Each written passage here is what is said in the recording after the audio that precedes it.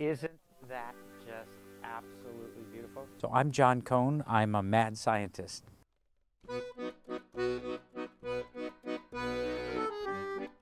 When I go in and I want to talk to kids about science and they think I'm going to be, whatever their preconceptions of a scientist are, dry, boring, closed-minded, whatever, rigid, whatever they think that is, when you mess with what their assumption is, when all of a sudden you're just a little bit whacked out, you're a little bit crazy, and you defy what their box that they're trying to put you in, it opens them up. Then they kind of go, I'm not sure what to expect of this guy. And then they're listening, they're open. Better than listening, they're participating. And so, I mean, even though there's a stereotype of a mad scientist, the swirly eyes, I'm going to destroy the world, it's something playful and open, which is completely different than what kids tend to think about engineers and scientists. I'm able to kind of like release and show people, the kind of kid side of me that loves blowing stuff up and things. I mean, who doesn't love blowing stuff up? To me, life and everything in the universe is kind of a puzzle, and I really like trying to figure out how things work and how they interrelate and how you can manipulate them to do new cool things. And it's been something that's fascinated me since I can remember. I think even before I had words, I wondered how things worked. As a scientist, there have been a couple times in my life when I've had one of those aha moments, and they're really cool. They don't happen often in your life, and they can be scientific insight, they can be an engineering insight, they could be a spiritual insight, but when they come to you, it's such a powerful thing. And it really is kind of almost like, the clouds part and a beam of light comes down and everybody, it's one of these things, it's usually something that grabs simplicity out of apparent complexity, and all of a sudden it's something that you can, when you explain to someone, they go, well, that's too easy to be right. It usually happens at the between two fields. Like you'll have somebody who really understands one field, you'll have somebody who really understands another. And when they start to cross-pollinate and one person understands the other person's discipline and is able to apply it back in his or her domain, that's a really rich place for discovery. It's so important when you're setting out to innovate, whatever it is, whether it can be about, for a work problem, a world problem, et cetera, is to bring in all sorts of different disciplines and all sorts of different thinking styles, because it's from those different experiences and those different backgrounds and those different approaches to problems, that's where you synthesize among all of those and you become much stronger than the individual capabilities of people. The beauty about it is that all of that kind of innovation happens at a very human level. It happens over a beer or a glass of wine. It happens on a hike. It happens when you have personal relations, so that I know when one of my colleagues, when I can understand what he or she knows and understand what he or she means when they talk, when all of a sudden with that kind of human contact, it's possible to have that spark. One of the barriers to insight is preconception. So when you think you know what the world is like, whenever you have a dogmatic approach to life and you say this is the way the world is, you sort of close out possibilities.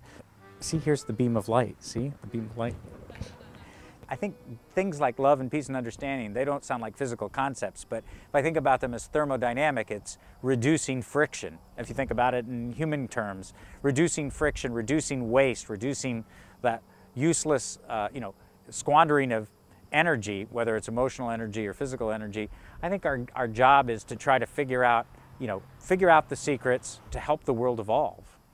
And helping the world evolve, it can help by, I think the more knowledge you have, the more understanding you have, the more respect you have, the better you treat the other aspects of the world, the better you treat each other, the better you treat natural resources, and that in turn allows more energy for the overall evolution of the world, of the evolution of consciousness. I think consciousness is a manifestation of increasing perfection. It's almost like a crystal. It's something that we're creating that's, increasingly perfect. It has its flaws. The more we understand that, the more we can concentrate on increasing the perfection and decreasing the generation of flaws. But to grow the silicon that a chip is made on, you have to be able to pull essentially a perfect or near perfect crystal out of a molten, chaotic mess. It's chemicals mostly of silicon, but with certain impurities that are swirling around at great heat and great disorder. And from that, you slowly pull a perfect crystal. And I think that's a great analogy for the evolution of the world. If you didn't have that roiling mess of liquid chaos with the different chemical additives, et cetera, and all of those latent impurities, you couldn't pull from it that perfect crystal. At the same time, if you try to pull it too fast, you get defects. If you pull it too slowly, it doesn't form. And so there's a lot of feedback that's required in how you would pull like a perfect crystal of silicon or other compounds like that out of a melt. And I think that's a pretty interesting analogy for how consciousness actually helps modulate the evolution of perfection. It's, you know, certain times we get it right. There's periods of great spiritual growth, renaissance, and then it's contrast by periods of, you know, horrible disorder where things don't work. You know, the Dark Ages, the Second World War. You can think of terrible things that can happen when you aren't modulating this process. And if my crystal has some defects in it, all I have to do is run the process backwards, warm it up a little bit, remelt it, and then I have another shot.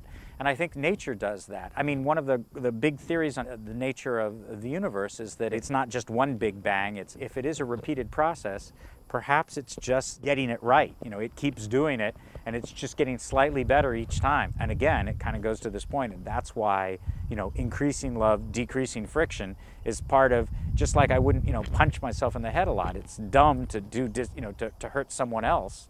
Ow, by the way. We're all part of that same being, and the more we understand that, the more we understand that we all of our beings and all of our wellness, our spiritual wellness, our physical wellness, our environmental wellness is all tied together, the sooner we figure that out, the sooner we will stop wasting energy and start working on this perfection. And I believe that love is a manifestation of that perfection, and that is the absence of friction. When I'm off track, I realize that I've come apart from love. And when I can get myself back there and, you know, and connect with my heart and not just my head, that is what is the most important to me in all aspects of my life.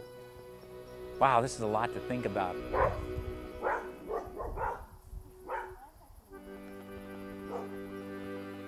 Tell me when. Engineering is amazing. Engineering is amazing. Engineering is just absolutely amazing. Okay, I'm gonna stop. That's okay?